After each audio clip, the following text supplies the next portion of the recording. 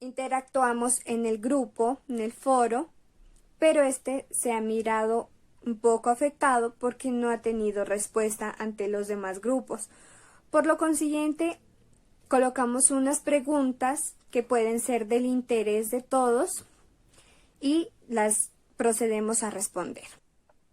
Correspondiente a la unidad 6, nuestro tema a tratar es el análisis de casos de un espectro de esquizofrenia y trastornos psicóticos. Nuestro grupo está conformado por Astrid García, Evelyn Bonilla, David Aristizábal, Diana Escobar, Angie Chamorro. La esquizofrenia. La esquizofrenia se sabe que es una enfermedad mental que por muchos años se le ha estigmatizado y es notable que pueda ser mal comprendida. Asimismo, las personas que padecen esquizofrenia experimentan alteraciones que pueden ser tanto del pensamiento como sus emociones y su conducta, la cual tiene consecuencias en la vida del paciente y de su familia. Este trastorno se debe a un desequilibrio de sustancias químicas que envía señales al cerebro, provocando una percepción alterada en la vida cotidiana como ver, oír, pensar, hablar, caracterizándose por episodios de psicosis como es el periodo de contacto con la realidad, en el que surgen alteraciones del pensamiento en los que llamamos delirios o alucinaciones.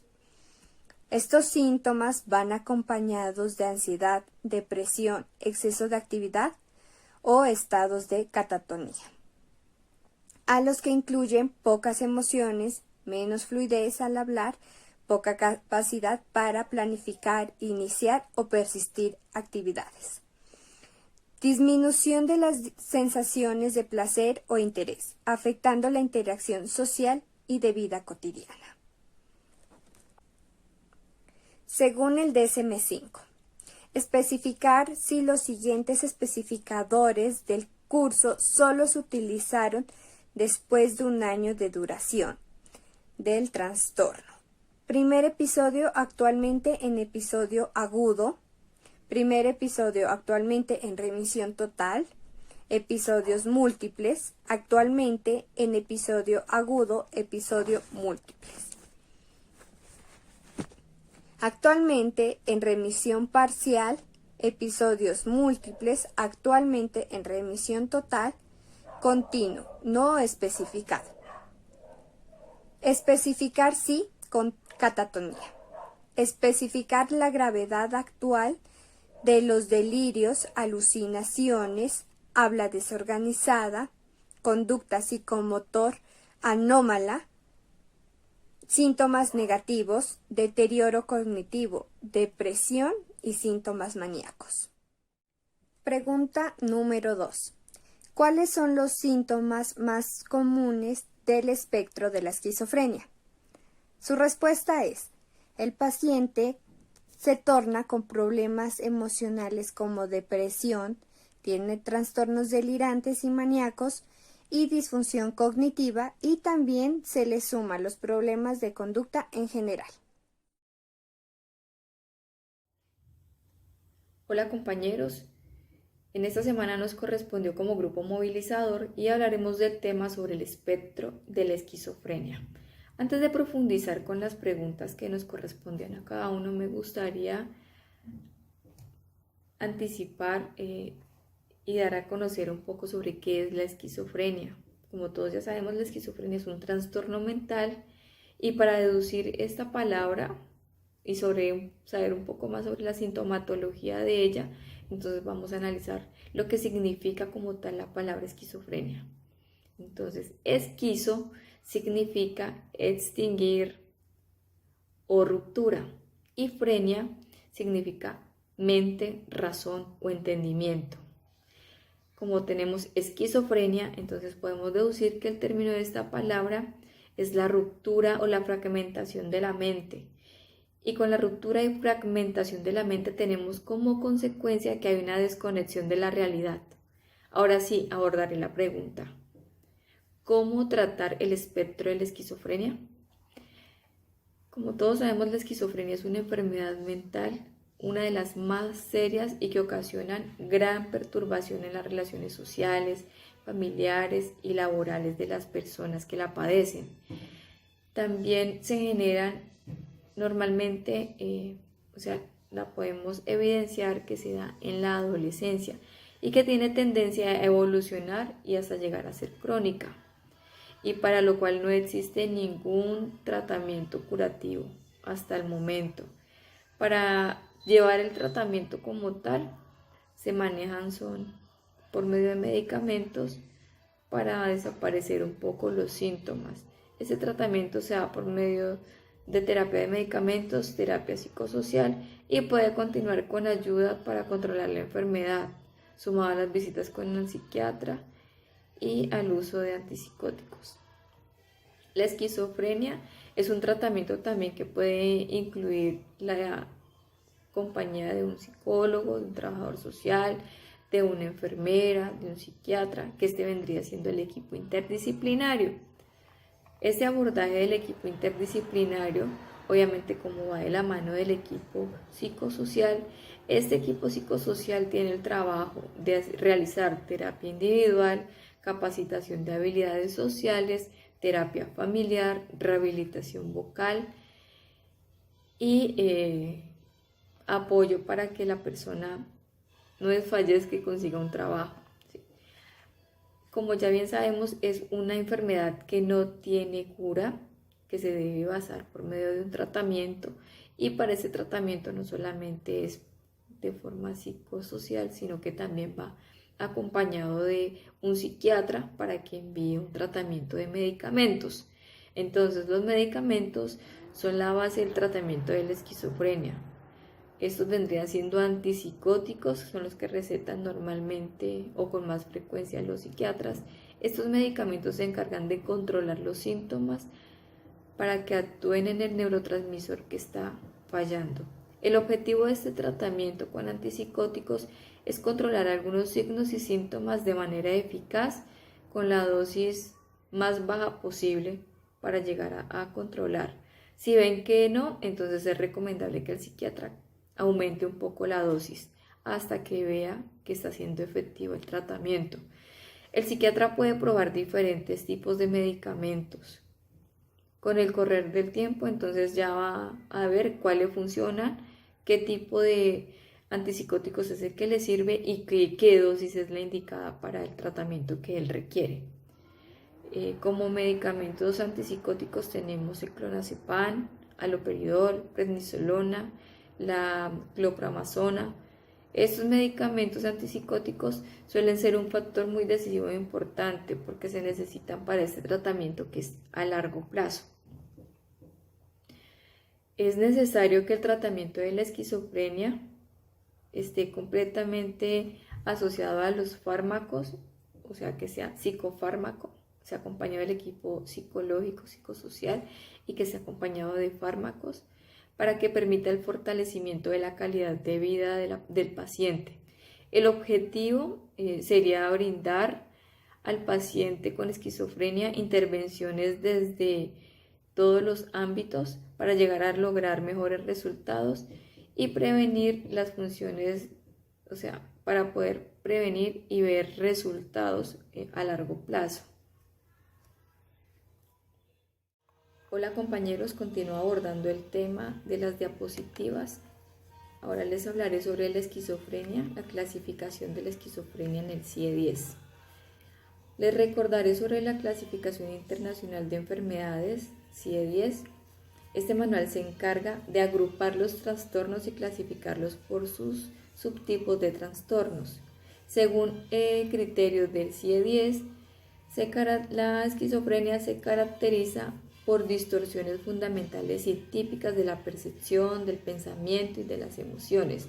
En general, se conservan tanto la claridad de la conciencia como la capacidad intelectual, aunque en ocasiones con el paso del tiempo pueden presentarse déficits cognitivos. A continuación van a ver una tabla que se está relacionando en las diapositivas donde se evidencian la clasificación y la subclasificación de la esquizofrenia.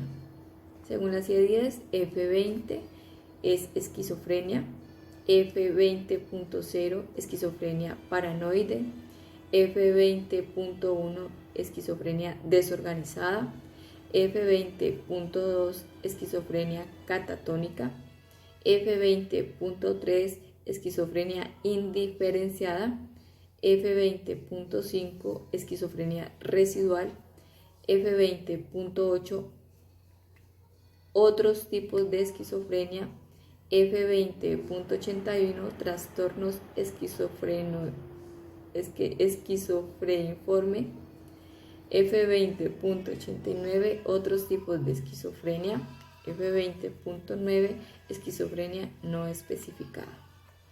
Estos son los tipos o las categorías que ha tenido en cuenta la clasificación del CIE-10 para los trastornos. Respondiendo un poco sobre qué es el espectro de la esquizofrenia, y también está entre los eslabones de trastornos psicóticos, también podemos relacionar otros tipos de trastorno, como el trastorno psicótico breve, el trastorno con ideas delirantes o el trastorno esquizoafectivo. También tenemos el trastorno esquizofreniforme, el trastorno de la personalidad y el trastorno esquizotípico. Todos estos tipos de trastornos, aunque son trastornos psicóticos, fáciles de interpretar como un trastorno específico del espectro de la esquizofrenia. Estos se caracterizan principalmente por presentar síntomas psicóticos y a menudo síntomas negativos y del deterioro cognitivo. Los síntomas psicóticos hacen referencia a lo que son los delirios, las alucinaciones, la desorganización, el pensamiento desorientado, el lenguaje y el comportamiento motor extraño e inapropiado, y a veces incluye también lo que es la catatonía.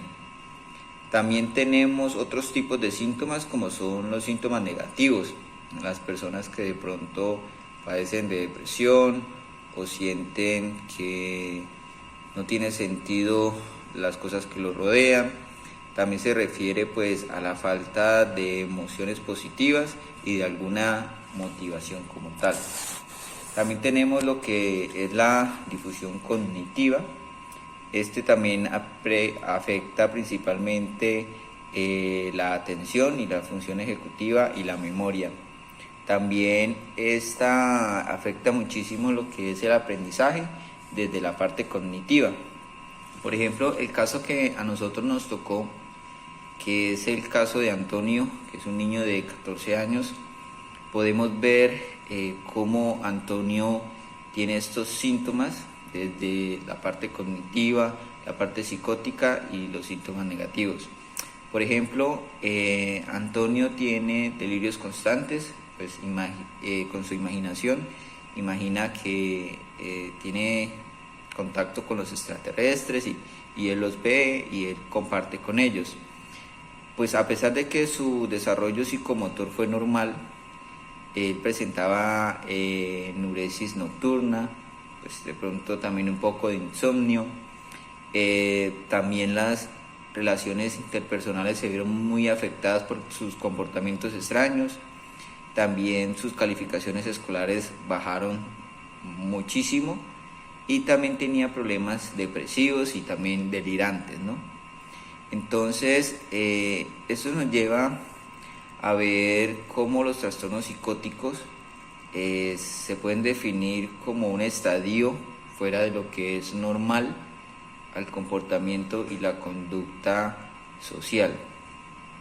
Estas personas tienen de pronto que ser medicadas, tienen que pasar por un tratamiento psiquiátrico y psicológico, también tienen que pasar por un acompañamiento familiar, porque estas personas, pese a su deterioro cognitivo y su deterioro mental, pueden no ser tan fácilmente adecuadas a un nivel social. Entonces, esto es lo que denominamos el espectro de la esquizofrenia y lo que conocemos como trastornos psicóticos. Respondiendo las preguntas dadas por el foro, la cual nosotros realizamos, podemos ver la pregunta número 2, que es cómo se diagnostica el espectro de la esquizofrenia. Entonces, el diagnóstico se basa, pues más que todo, en identificar esos cambios manifiestos en el comportamiento y el funcionamiento de una persona. Pues también hay que entender que necesitamos de evidencias donde sea evidente el estado mental de esta persona. También pues las demoras cognitivas de esta persona, por ejemplo, al concentrarse, son muy comunes, y pues esto también se da tempranamente en la esquizofrenia temprana. Entonces esta es la manera adecuada de identificar y dar un diagnóstico para un espectro de esquizofrenia. Buenos días, cordial saludo para todos. Soy Astrid Carolina García, mi grupo es el número 2. Este año nos tocó la puesta en común, como ya lo mencionaron mis compañeros anteriormente. A continuación daré una breve introducción acerca del espectro de la esquizofrenia y continuar con la exposición del caso. La esquizofrenia es un prototipo de la psicosis en las que se afecta un fundamento corporal. Autores como Kraepelin en 1920 han pretendido describir como una enfermedad genuina. En la actualidad se acepta como un trastorno al que se le puede llegar a partir de alteraciones iniciales diferentes a través de distintas vías. Para el diagnóstico de este se tiene en cuenta la presencia en las fases activas de síntomas psicóticos, como por ejemplo los delirios, las alucinaciones, las incoherencias corporales o el discurso desorganizado durante al menos de un mes. La existencia del deterioro, la exclusión del diagnóstico del trastorno del humor o trastornos esquizoafectivos, una duración superior a 6 meses, y excluir que los síntomas se deban a un trastorno orgánico. En estos intentos diagnósticos, una tendencia a considerar son dos tipos. El uno es principalmente biológico, semejante en cierto modo a la demencia, con mal pronóstico, y otro de mejor pronóstico, más cercano a algunos trastornos de la personalidad. Por ejemplo, se ha estudiado la diferencia en los rasgos de personalidad entre pacientes con esquizofrenia y personas sanas por medio de un inventario multifásico de personalidad de Minnesota. Los pacientes con esquizofrenia obtuvieron puntajes elevados en las escalas de depresión, psicastenia y esquizofrenia, que se ven aparecer asociadas con la esquizofrenia. Bueno, a continuación le daré paso para la exposición del caso. Nosotros escogimos un caso de un niño de 14 años, un adolescente. Su nombre es Antonio Bermúdez y él vive actualmente con sus padres y con un hermano de 18 años. El desarrollo psicomotor del niño, del adolescente, fue normal. Tuvo unas malas noches como hasta los 2 años y hasta hace poco tuvo una euneurosis nocturna. Ya sabemos que esto es orinarse en la cama. Actualmente sus relaciones interpersonales pueden calificarse difíciles. Las familiares con antecedentes psiquiátricos, trastornos delirantes, maniáticos y depresivos son por parte de su familia materna. Su tía y su madre sufren algunos episodios depresivos. Tiene problemas cognitivos, problemas emocionales afectivos. También hace algunas muecas rápidas. Califica por sus padres como tonterías. Y también se ríe sin venir a cuento, sin tener relación con el discurso propio o de los demás. Estos pensamientos los reconoce como suyos, aunque le molestan porque no dejan concentrarse. Dice que una vez se le dejaron las llaves puestas en la cerradura y que ahora necesita tocar la cerradura para comprobar que no las olvida, aunque vea que no están puestas, y que quiere controlarlo todo para que no opine nada malo de mí.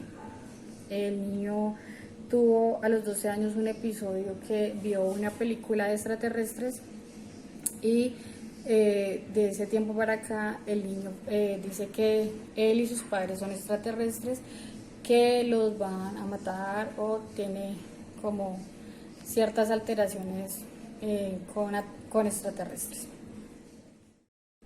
Continuando con las preguntas que hicimos, ya que no encontramos ninguna pregunta en el foro, las planteamos nosotros, y la pregunta que nos surgió es: ¿cuál es el tratamiento para el espectro de la esquizofrenia? Bueno, el tratamiento suele ser psicosocial, farmacológico, y el tratamiento psicosocial tiene como objetivos incrementar el conocimiento acerca de la enfermedad, promover la adaptación a la misma, mejorar el funcionamiento psicosocial, reducir la comorfolidad y prevenir las recaídas. Las estrategias para ese tratamiento incluyen la psicoeducación, la psicoterapia y la rehabilitación, que se aplica a programas integrales de tratamiento. El proceso de psicoeducación incluye el conocimiento de las características de la enfermedad y sus causas, las opciones de tratamiento disponibles y los factores que favorecen el manejo del estrés. Esto también puede ser porque necesitan de los familiares, que los familiares estén ahí y los ayuden, y para que los familiares entiendan en qué enfermedad están tratando. El psicoanálisis, el tratamiento psicoanalista también es una de las terapias orientadas a la introspección. Han demostrado poco valor en esta enfermedad. Por otra parte, la relación médico-paciente es tan crítica para el tratamiento como éxito de la enfermedad, como lo es en cualquier otro lugar de la medicina. O sea, tener una buena comunicación entre el médico-paciente es fundamental. Los tratamientos farmacológicos son los agentes antipsicóticos. También se consideran tratamientos de primera línea para los trastornos del espectro de la esquizofrenia en la juventud, siendo los de segunda generación los tratamientos de primera elección. Se recomienda que se utilicen junto con la introspección psicoterapéutica. Por ejemplo, entre estos fármacos está el risperidona, la aripiprazol, el haloperidol y olazopaina han sido los más utilizados y están aprobados por la FDA. El objetivo es mantener los medicamentos con una dosis afectiva más baja para minimizar los posibles eventos adversos. Muchos jóvenes continúan experimentando algún grado de síntomas positivos o negativos que requieren un tratamiento más continuo y un seguimiento por parte del terapeuta. Por ejemplo, también tenemos la adherencia terapéutica, que es la herramienta que se utiliza para cuantificar la magnitud con la que el paciente sigue o no sigue el tratamiento. Muchas gracias por su atención. A continuación les hablará mi otra compañera. El espectro de la esquizofrenia puede incluir los siguientes síntomas: fantasías, alucinaciones, pensamiento desorganizado, comportamiento motor extremadamente desorganizado, y también incluye síntomas negativos.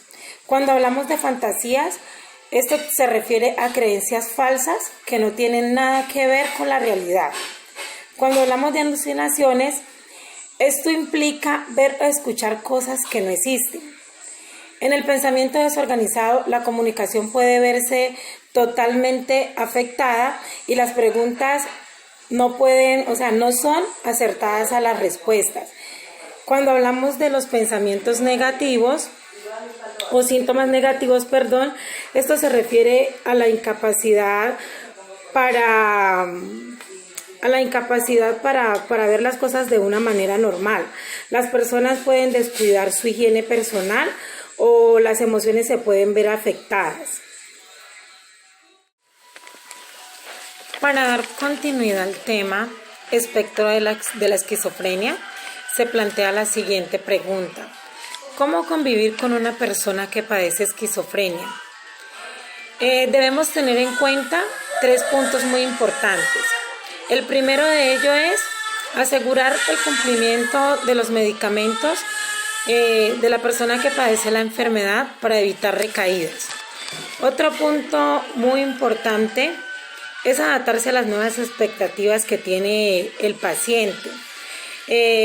Y también hay que clarificar las ideas sobre la influencia que tienen las drogas en las personas que padecen esta esquizofrenia. Buenas noches, mi nombre es Evelyn, estudiante de psicología, y el día de hoy les voy a hablar un poco acerca de la esquizofrenia. La esquizofrenia es una enfermedad mental que padecen las personas. Los síntomas más comunes de esa enfermedad, o los primeros síntomas, es escuchar voces, sentir que les quieren hacer daño y empezar a hablar incoherencias. Por tal razón es difícil que una persona pueda mantenerse en su trabajo o conseguir un trabajo debido a estos síntomas y el cuidado de ellos mismos. Más o menos en la edad que se presenta esta enfermedad es entre los 16 y los 30 años, siendo los hombres los primeros en desarrollar estos síntomas. Y aproximadamente después de los 45 años se dice que hay un riesgo mínimo de presentar esta enfermedad. Allí encontramos 3 síntomas importantes que debemos tener en cuenta.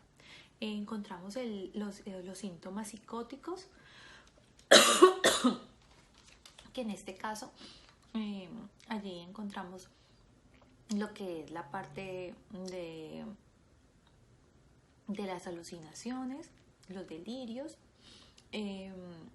lo que es la parte del lenguaje, el pensamiento, y también encontramos en esta misma parte encontramos lo que son movimientos extraños.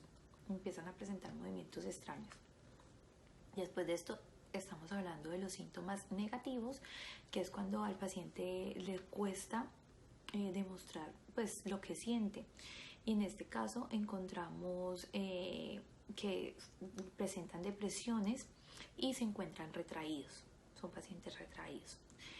El tercer síntoma son los síntomas cognitivos. Allí afecta la parte del pensamiento, el procesamiento del pensamiento, donde no pueden tomar decisiones, prestar atención, y en este caso ellos pues no pueden, tiene que ser la familia la que les debe estar allí para alguna decisión, ¿ya?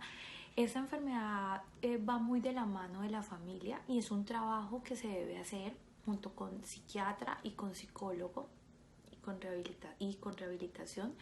Debe tener la red de apoyo, debe ser grande, y la gran ayuda debe ser la familia, ya que debe tener pues tratamiento tanto para el paciente como para la familia, saber lo que representa esta enfermedad, todo lo que va a presentar el paciente, para que así la familia sea de apoyo para la persona, ¿ya?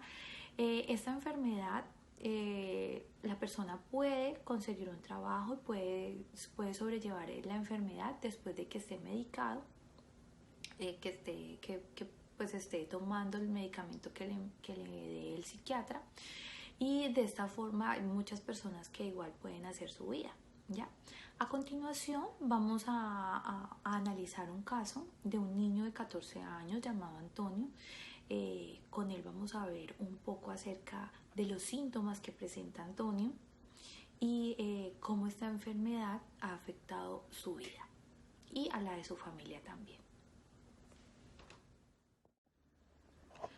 Bueno, el análisis que le podemos hacer al caso del niño Antonio y a la conclusión que podemos llegar es que en este caso Antonio pues no es un niño normal y está presentando síntomas de un niño con esquizofrenia, en donde vemos que presenta delirios, que presenta alucinaciones. En este caso él presenta síntomas de grandeza, diciendo pues de que él es un extraterrestre y que sus padres también. Vemos que empieza a presentar también movimientos inadecuados, tiene lenguaje incoherente, que también vemos que se presenta allí. En el colegio ha tenido pues un bajo rendimiento, ha empezado a verse un bajo rendimiento. Entonces todo esto que vemos allí lo hemos reflejado en este niño que tiene la edad de 14 años, que pues por lo general es después de los 16, pero pues que hay algunas excepciones, como lo podemos ver en este caso de Antonio. Aparte de esto, también presenta por una tía, que también igual se ve que puede ser también parte de genética, por la tía, por la enfermedad. Entonces son varios factores que suman de acuerdo a la enfermedad. Aparte de esto, la enfermedad es él lleva más de 6 meses presentando esto, que es el tiempo que se pide para una esquizofrenia. Y debido a esto, pues lo ideal es hacer un buen diagnóstico y pues empezar a que sea visto por psiquiatra para que lo pueda medicar y empezar pues una psicoeducación junto con su familia y el mismo niño, para que así se pueda llevar una vida un poco más normal. Entonces, el diagnóstico que le pudimos hacer a Antonio, de acuerdo al DSM-5 y al CIE-10, y de acuerdo a lo que los padres nos pudieron describir alrededor de los 6 meses en los que el niño ha presentado estos síntomas, podemos darle un diagnóstico y pues poder tener un buen tratamiento para tener una mejor condición de vida. Es que el niño presenta una esquizofrenia, presenta un trastorno obsesivo compulsivo y presenta una historia reciente de un trastorno de TIC. Bueno, la pregunta que yo tenía acerca de la esquizofrenia es: ¿cuáles son los riesgos más frecuentes en pacientes con esquizofrenia? Lo que yo pude investigar acerca de esto es que los riesgos más frecuentes es el riesgo de un suicidio en estos pacientes y también en el deterioro de la salud física. Bueno, lo del suicidio es porque ellos tienen, al no ser comprendidos y al sentirse, si son pacientes que igual no han estado medicados o que están medicados pero han tenido recaídas, ellos siempre piensan que las demás personas les quieren hacer daño y pues que no tienen en quién confiar. Esto lo que les ocasiona es muchas veces depresión, ¿ya? Y por tal razón esta depresión los puede llevar hasta un suicidio. Y en cuanto al deterioro de la salud física es porque el equipo médico está tan preocupado por la parte mental que de cierta forma se deja la parte física a un lado. Entonces este deterioro físico se ve más y ellos de cierta forma no se preocupan tampoco, la persona no se preocupa por su cuidado personal y la familia pues por estar también más pendiente de la parte mental del paciente. Entonces dejan un poco al lado la parte física y es donde se empieza a ver el deterioro de ellos en cuanto al cuidado personal. Entonces estos son como los riesgos más frecuentes en los que se debe tener en cuenta. Otra pregunta pues de las que a mí me surgió es, aparte de los fármacos, ¿qué otra alternativa hay? Y en este caso lo que yo pude investigar pues fue que allí es donde nosotros como psicólogos entramos, que es un tratamiento muy eficaz que pues va de la mano con el psiquiatra y que es la psicoeducación, que es donde nosotros le ofrecemos al paciente ayuda en esta parte de psicoeducación, en explicarle de lo que se trata su enfermedad, de que en algunas veces van a haber unas recaídas, explicarle tanto a él como a la familia y que de verdad sea una red de apoyo a las personas que estén alrededor de él, que este fármaco que se le está dando no es simplemente para quizás, como muchas personas lo piensan, que es para hacerle quizás daño, que de pronto le pueda ocasionar otras cosas, sino que esto le va a ayudar y va a poder llevar una vida de cierta forma más normal, en donde él va a poder hacer todas sus actividades y ayudarle a la familia a entender la enfermedad del paciente y entender quizás cuáles van a ser esos síntomas que va a presentar para que ellos estén allí ayudando al paciente. Entonces es muy importante el rol del psicólogo en esta parte de esta enfermedad y de la psicoeducación, tanto para el paciente como para la familia.